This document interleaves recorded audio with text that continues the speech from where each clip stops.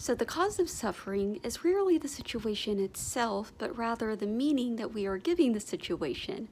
And this can take many forms. One way is declaring defeat prematurely.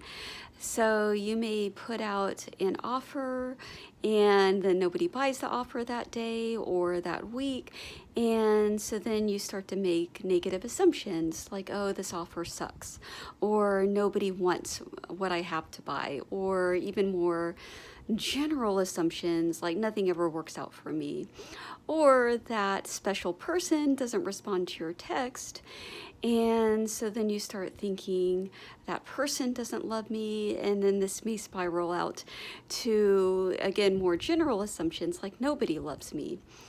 And in every case, it comes from taking incomplete information. And at any given time, we're always working with incomplete information, right? Because even though we're these infinite beings in our human form, there's no way we can actually see or perceive infinity.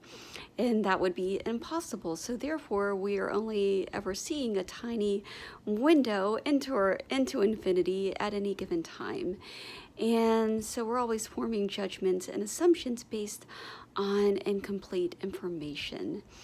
And so I found the best way to deal with these scenarios is just to stay open to other possibilities. And really just to say, well, I don't know exactly how this is going to turn out, but I accept the possibility that it could lead to something that's actually a favorable outcome for me.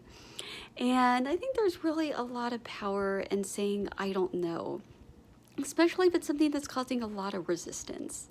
Because when we try to be so smart and we try to immediately cast judgment on the situation, and a lot of it just comes from the need to be right. I knew it, I knew that person was going to betray me, or I knew that job wasn't going to work out, or they weren't going to buy my offer.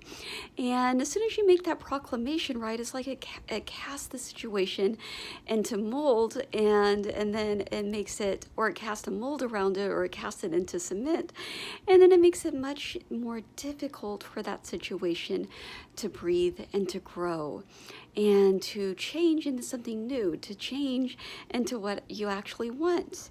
And so that is what I would encourage you to do today, is just to stay open to other possibilities.